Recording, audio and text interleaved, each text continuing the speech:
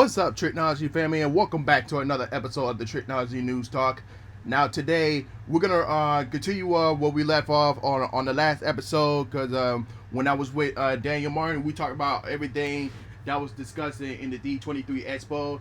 And for right now, before we get into the new stuff, I want to talk about everything that happened on the third and last day. Because on the third and last day, they talk about all the Disney parks in experience. Now, the ones I'm gonna go over is from that's gonna be coming to Walt Disney World in Orlando. Now, no disrespect to the other parks like in Disneyland, California, all this stuff. It's just that I haven't been there yet, but I have the goals to go there one day. But as you guys already know, Walt Disney World Orlando is my home. It is close to from Miami to Orlando, so I'll be getting. So let's get straight into what's coming up in Orlando. So first off, Flipment will be making a return as a meet and greet character at Epcot in 2023. So that's a good announcement. Handbot Ghost will come to the Haunted Mansion attraction at the Magic Kingdom. I haven't seen a date when he's going to be appearing, but so most likely soon, later this year or 2023, one of the two. And Disney is in the early stages of working and bringing a Zootopia and a Moana separate lands to the Disney Animal Kingdom, and it will be replacing the dinosaur attraction and the whole Dino Land at Animal Kingdom. So I gotta look at the concept art. So you can see one end on the left side, which is for it's Moana, and on the other side of the right, you see the Zootopia. The concept looks good, but I don't know if it's gonna stay that way, or we might see some changes in the next couple years. So just be on the lookout for that and see if there's any gonna be news that are coming up. But as far as the concept art, it looks really good. And but that's not the only thing that's coming soon. So Disney also announced that they are on the early stages of planning a Coco Land, a Encanto Land, and also a Villains Land to the Magic Kingdom. Those new lands will expand beyond the Big Thunder Mountain. So I think like when after you pass Big Thunder Mountain, that's when you'll see like the separate lands of Coco, Encanto, and the Villains Land. So so I suspect after Epcot is finished with their with their constructions on the World Showcase and the Moana Land, so that's when Disney probably going to get to work either on Magic Kingdom or Animal Kingdom, one of the two. So you could expect those side of the lands to close soon, right after they finish with Epcot. And Happily Ever After nighttime show will be returning to Magic Kingdom at Walt Disney World in 2023. That's exciting news. Now, the Tron Light Cycle coaster run will be opening in spring 2023. Now, we was all wrong saying that it might be released this year in November. So I guess they're taking their time with construction, make sure the ride is well safe and secure when they first do the test run and the pre-soft opening. So I kind of respect them for what they did there. So now we just gotta wait which month in spring they're gonna open up Tron Cycle Coaster. So very interesting. And Disney Parks chairman Josh Alamondo has announced that several of the voice talent from the original Princess and the Frog lend their voices to the upcoming Tiana's Bayou Adventure attraction that's coming to not only Magic Kingdom in Walt Disney World, but also Disneyland in California. And both of them will open in 2024. And so the characters that will be on the new Tatiana's Bayou Adventure will be Princess Tatiana herself, Louis, Prince Naveen and the grandma who's gonna be there, because it's mostly focused on the New Orleans swamp and the New Orleans swamp. So that kind of makes sense. I don't know which character they chose out. And the chairman also announced that a new nighttime spectacular will be coming soon to Epcot to celebrate the Disney's 100th anniversary next year.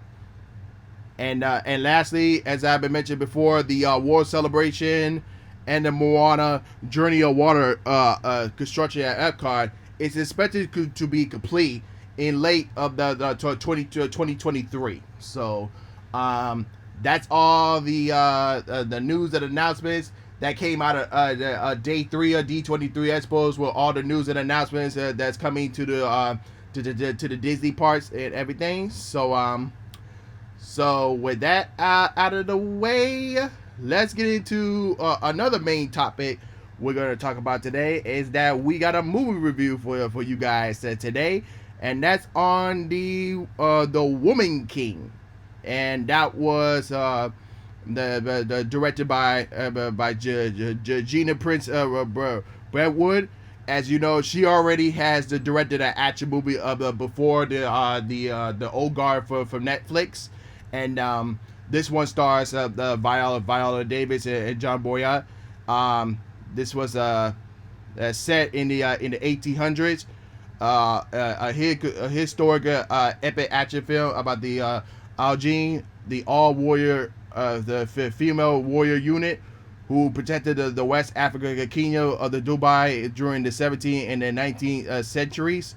So Viola Davis play as the general who trained the next generation of warriors to fight their enemies on behalf of the king, which is played by John Boyega. So and let me just say this: this was an excellent movie, and you will not be disappointed. And one of the reasons you won't be disappointed is that it is non-woke. So with everything what's going on in the world today, everything. So but it is definitely a must-see movie. You won't be disappointed. The cast, the cast was great, and especially Viola Davis and John Boyega. There was some cast performance that was a little mediocre performances, but it was an excellent overall. It was shot well. The cinematography was great. The fight sequences, the action choreography was great. It had a great score and everything. So and like I said before, it was non-woke. It's not like it was like the movie Prey, where you have one chick that just took out like 6 dudes and everything. No, it was nothing like that. And it was nothing like, it was all up in your face, be like, hey, I'm here. It was nothing like that. It was nothing extra like that, none of that. It was a well-trained, well-taught, powerful warrior women who went to war with other warrior men as a whole tribe going into war. And they did address the slave trade and the human sacrifices, and there was reputation, but without, like I said before, but without being in your face, nothing extra stuff, and it was none of that. So it was a very good humor movie, and it better get at least a couple of Oscars, because this was definitely a Oscar worthy film. So and that's all I'm gonna say. And I definitely give this movie an A+. This was really good. So I definitely recommend y'all to go see this movie. So that's all for the main topics for today. Let's get into the mainstreams for today. So first one up is Charlie Cox says Daredevil is brand new. This is season 1, not season 4. And this is what Charlie Cox has to say. I think that the sense it is at a new beginning. It is going to be different. It is going to be totally different. It is going to be new stories and new ideas. It is season 1, not season 4. So it's a whole new thing, which is, I think, is a way to go. If you are going to do it again, do it differently. So I kind of understand where he's coming from, but I just hope they can at least bring some of the characters back.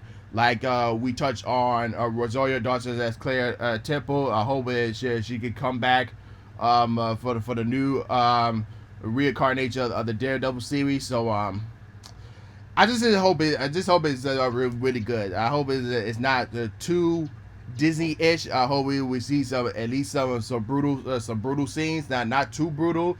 Maybe like it could be like a PG-13 like type brutal. Like it don't have to be like rated R brutal, man. Like, well, we wish it was, but that's all we can say. We just hope it turns out really good.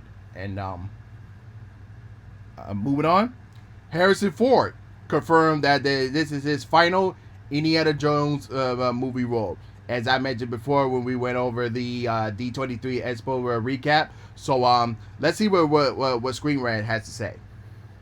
During this year's D23 Expo, Ford took the stage to confirm the attendees of what many have suspected all along. This is the latest outing, as the famous whip cracking anthologist will be his last. During Lucasfilm panel, Ford introduced a sizzle reel of the upcoming Indiana Jones adventure and cracked a joke about ending his tier as the favorite fan role, leaving no doubt as his intentions. The 80-year-old Ford grippled, "This is it. I will not fall down for you again." So as you guys, as I mentioned before, Indiana Jones movie will be the Harrison Ford's last. So you definitely know that he would definitely go out with a bang on this one. So I can't wait for that movie to come out. And moving on, Marvel's Thunderbolts seems looking interesting. As I said and mentioned before, like Thunderbolts would definitely be Marvel's version of the Suicide Squad. But let's see what Marvel has to say. David Humberberg as Alexei Skotkovich, aka Red Dragon, Hannah John Commissioners as Ghost, Julia Louis-Dreyfus as Valentina for Da Vinci, Sebastian Stan as Bucky Barnes, Wyatt Russell as John Walker, aka U.S. Agent, with Florence Purse reprising her role as Yenda Buffer and sending in video matches for the audience. While talking about reprising her role as Val, Duvas joked about that Feige had her hooked the second he said the word Cassidy, say less. Halberberg was excited to put on the Red Guardian suit once again, too. He was thrilled to be teaming up back with his on-screen daughter, his beloved Yenda. Russell, meanwhile, joked that he is the most boring Avenger among the group. As for Bucky, Stan cannot help but wonder out loud if the Winter Soldier might be the most stable of his new teammates. Only time will tell. So like I said, Thunderbolts is Marvel's version of the Suicide Squad. So this is very interesting. I can't wait for that to come out soon. And moving on. Zendaya become the youngest actress to win 2 Emmys. And this is what Variety had to say. Zendaya made history once again by winning the Emmy Award for lead actress in a drama series for her performance in Uber. She became the youngest lead actress in a drama, winning with her first win in 2020. Now at 26 years old, Zendaya is the youngest actress to win 2 Emmys and the first black woman to win the Emmy for the lead actress in a drama series twice. During her speech, Zendaya thanked the cast and crew of as well who have shared their stories of addiction. So, huge congratulations to Zendaya, and the show was great itself, and yeah, and a huge congratulations. And moving on, Brendan Fraser said Legends Can Be Failed Batgirl movie is work with trust filmmakers. And this is what Variety has to say. The fans really wanted to see this film made. Leslie Grace is a dynamical, Fraser said. The movie was shot and commissioned for a smaller screen. At this age, we have come out now between streaming services versus a theatrical release. It's wanted to be a canary at the coal mine. What we did learn from this, work with trust filmmakers, like Darren said. So, I recently saw the leaked trailer of Batgirl, and it looks kind of interesting. Now, it's just sad that we won't be able to see it. Maybe they might do a petition to try to release this movie on HBO Max, but we'll see what happens. But other than that, well, we're gonna move on. Captain America 4 is a paranoid thriller, the director says. And this is what Julius Orwell has to say. It's going to be a really incredible ride. It is a paranoid thriller with Sam Wilson at the center of it. He is now this position where he's the leader and has to deal with that challenge of what it means to be a leader of a group of people that he really cares about. For Sam Behan, he was a part of a team that is now going to be the head of the team with a new set of challenges. So his journey in this film is was really about. There's a lot of going to bring to the table. Again, this is a new set of challenges and a new set of adversaries. So I love the classic of paranoid thrillers that is a part of a big aspiration for this film. We want to find action that is grounded and tactical, and give him new things to do what they haven't seen in other films. I don't want to spoil it too much, but let me just say, we are planning some really exciting things. Now, I want this movie to be as good as the Winter Soldier, as the Captain America 2 Winter Soldier and the Agent of S.H.I.E.L.D. You know, to be that spy thriller. That's what I want it to be. So, but still, I'm still excited for it. I can't wait for this to come out. And moving on. Succession star Brian Cox slammed billions, calling it past its sell by date. And this is what Deadline has to say. Brian Cox was asked at the Times of London about the potential 5th season for the hit show, which last night won Best Drama for TV Academy. I don't know, Cox responded. No one has their contracts renewed. Who knows how long it will go on? We don't want it to overstay its welcome. Like Showtime's Billionaires, that is passed by sell by date. That will not happen with our show. Let's just see. We'll wait to see what happens. Moving on. And Daredevil Blonde received a call exploited and relatively brutal. And this is what GQ has to say. This is simply the opening of a torn, crucial suffered by Norma, who we next meet by Marilyn Monroe, the upcoming Scarlet cast, and Disney by the man surrounding her. The nightmare continues. In an early edition for the studio contract, she raped by the studio executive, viewed in a flinch fashion by dominant camera. Blonde keeps us in the version of Monroe's perspective of all times. At almost 3 hours long, it unfolds as the final death vision of a woman rendered in an object to be consumed, to be endless rape and devastated and brutal. The material is uncomfortable enough, but Blonde technical flourishes on the only double down of the second edge. It is a disturbingly beautiful picture, lit frame, and has it conceived like the product of the Lewis C. Paranoids. So I'm just waiting for Blonde to come out on Netflix so I can get my full thoughts on the movie. But I know it's going to be really good. AMC raises the prices of A-list. Is it a good deal? So let's read the facts here.